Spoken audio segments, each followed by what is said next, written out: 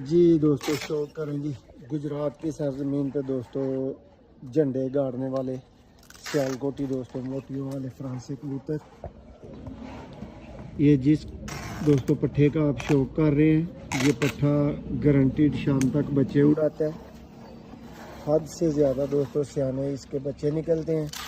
और इसका बाप दोस्तों गुजरात में जेट की बाजियां उड़ा हुआ और शाम शाम बैठा हुआ माशाल्लाह से कबूतर है। ये दोस्तों जो कैसा आपको लगा पट्ठा कमेंट्स में हमें ज़रूर बताएं। पट्ठी का भी मैं सब साथ में शो करवा दें। ये दोस्तों आजकल इसके साथ फीमेल है और ये जोड़ा जी कामयाब तरीन बच्चे उड़ा रहे। उम्मीद करते हैं आपको भी शौक पसंद आएगा। देखेंगे अब देख लें दोस्तों, ना बहुत ज़्यादा बड़ा परकुंद है ना कोई लेंथ है उस तरह की, लेकिन परफॉर्मेंस वाइज A+